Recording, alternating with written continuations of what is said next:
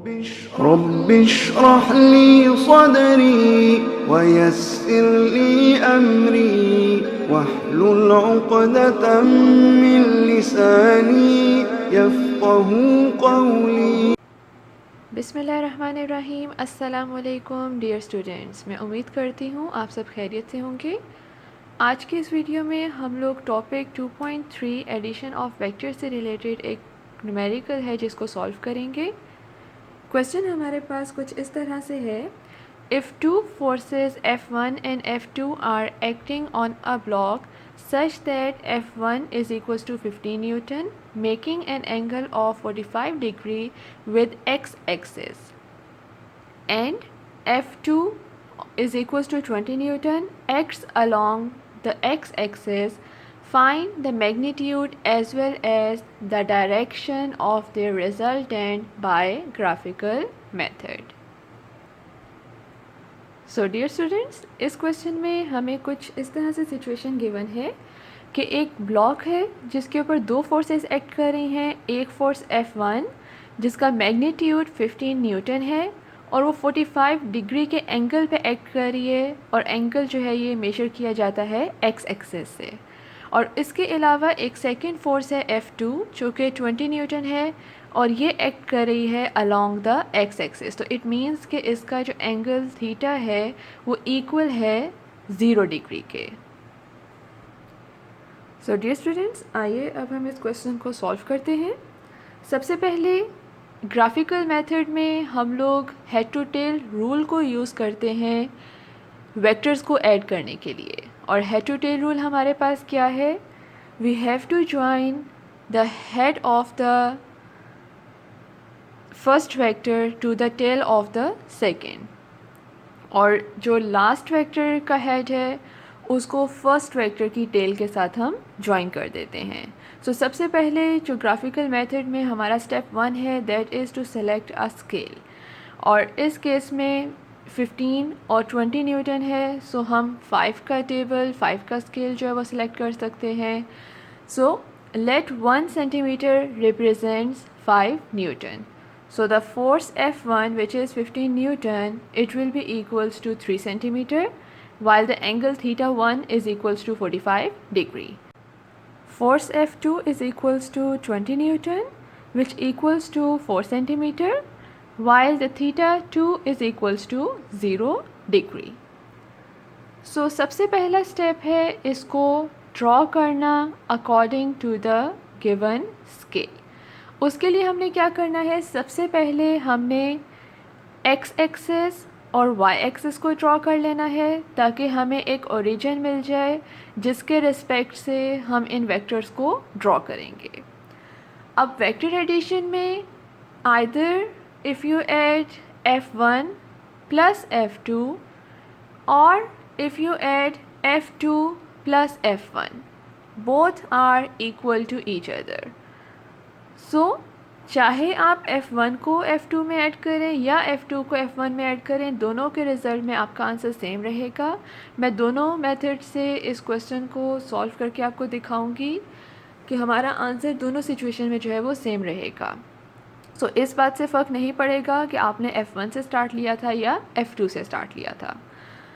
सो सबसे पहले हमने क्या करना है, ओरिजिन से हमने F1 को ड्रॉ करना है जिसका मैग्नीट्यूड हमारे पास 3 सेंटीमीटर होना चाहिए, और एक्स एक्सिस से जो इसका एंगल है इस वेक्टर का वो 45 डिग्री होना चाहिए। सो आपने ओरिजिन से इस वेक्टर F1 को ड्रॉ कर दिया। अब सेकंड वेक्टर F2 की टेल को फर्स्ट वेक्टर के हेड पे प्लेस करना होता है, और इसका मैग्नीट्यूड 4 सेंटीमीटर है, और ये एक्स एक्सिस के अलोंग ही ड्रॉ होना था क्योंकि इसका एंगल एक्स एक्सिस के अलोंग जो है वो 0 डिग्री है। सो एक्स एक्सिस के पैरेलल हमने F2 को ड्रॉ कर लिया with the magnitude of 4 centimetre. So ये तो हमने हेड टू टेल रूल के अकॉर्डिंग, ग्राफिकल मेथड के अकॉर्डिंग इन दोनों वेक्टर्स को ऐड कर दिया। अब बारी आती है इनका रिजल्टेंट फाइंड आउट करने की। रिजल्टेंट फाइंड आउट करने के लिए हमें लास्ट वेक्टर के हेड को फर्स्ट वेक्टर की टेल के साथ जो है वो ज्वाइन करना होता है, और इसकी जो लेंथ है वो हमें इस रिजल्टेंट वेक्टर के का जो मैग्नीट्यूड है वो हमें देती है। सो आर की लेंथ जब आप स्केल की हेल्प से मेजर करोगे it comes out to be 6.5 centimetre, और जो इसकी डायरेक्शन है एक्स एक्सिस के along that was nearly equals to 19 degree. So the second step is we have to measure the length of the resultant vector r, and in this case it comes out to be 6.5 centimeter। और क्योंकि हम forces की बात कर रहे हैं so force का unit जो है दैट इज़ न्यूटन, और हमने इसको स्केल के अकॉर्डिंग लेंथ में कन्वर्ट किया था ताकि हम इसको ड्रॉ कर सकें। सो अब हमें क्या करना है, हमें इसका मैग्नीट्यूड फाइंड आउट करना है in terms of the Newton. So since 1 centimeter was equals to 5 Newton, so the resultant R will be equals to 6.5 centimeter multiplied by 5 Newton divided by 1 centimeter। और जब आप इसको कैलकुलेट करोगे so your answer will come out to be 32.5 newton. और direction हम protector की help से direct find out कर सकते हैं, and the direction is equals to 19 degree. So dear students, ये तो हमारे पास हेड टू टेल रूल का मेथड था जिसकी हेल्प से हमने दो वेक्टर्स को ऐड करके उनका रिजल्टेंट फाइंड आउट किया। अब हम इसका सेकंड वे जो है उसको देखते हैं कि अगर हम F2 प्लस F1 करते हैं तो हमारा रिज़ल्ट कैसे आएगा। अब इस केस में आपने क्या करना है, आपने x और y एक्सिस को ड्रॉ कर लिया। अब आपने ओरिजिन से सबसे पहले F2 को ड्रॉ करना है। लास्ट मेथड में हमने पहले F1 ड्रॉ किया था और फिर F2 ड्रॉ किया था।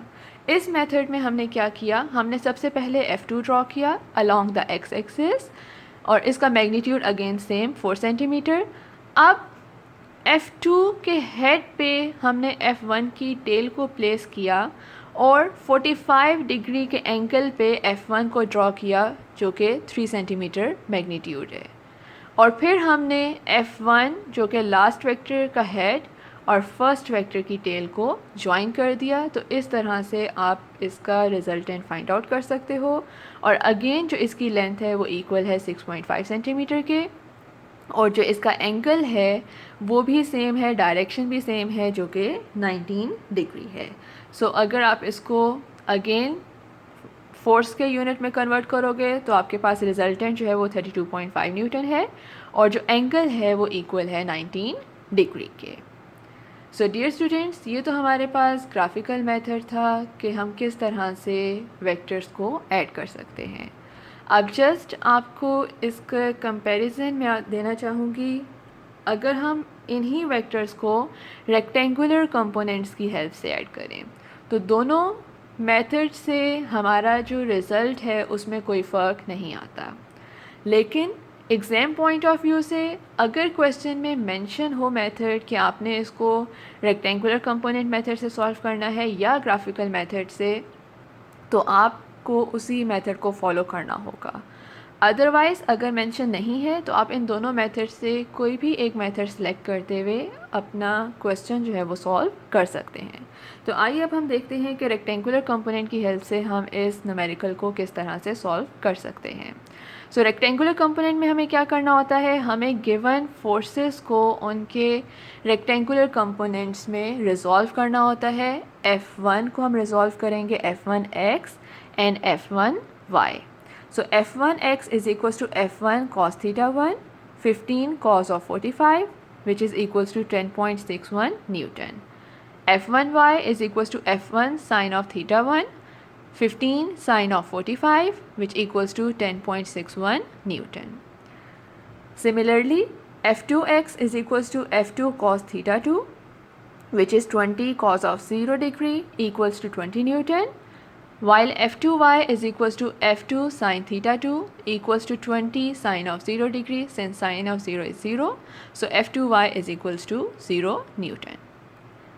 Second step होता है Fx and Fy find out करना, जबकि Fx जो है वो इक्वल होगा F1x plus F2x, while Fy is equals to F1y plus F2y. So F1x is equals to 10.61 Newton while F2x is 20 Newton. So Fx is equals to 30.61 Newton. Fy is equals to F1y plus F2y, 10.61 Newton plus 0 Newton, which is equals to 10.61 Newton. अब इसका resultant find out कैसे किया जाएगा? F is equals to Fx square plus Fy square and square root. So by substituting the values, the resultant comes out to be 32.4 Newton, जो कि आप यहाँ पे देख सकते हैं हमारे ग्राफिकल मेथड में 32.5 न्यूटन, जो कि अप्रॉक्सीमेट वैल्यू है, क्योंकि आप जब स्केल से मेजर करते हो सो उसका जो लीस्ट काउंट है उससे बिलो आप जो है एक्यूरेट वैल्यू जो है वो फाइंड आउट नहीं कर सकते. सो दोनों आंसर्स हमारे सिमिलर हैं, just with a difference of 0.1 Newton. While for the direction, theta is equals to tangent inverse Fy over Fx. So by substituting the values, the angle theta comes out to be 19 degree, जो कि हमारे graphical method से relate कर रही है. So that's all for today. Thank you so much. I hope कि आपको ये question अब अच्छी तरह से समझ में आ गया होगा. See you in the next video with a new topic.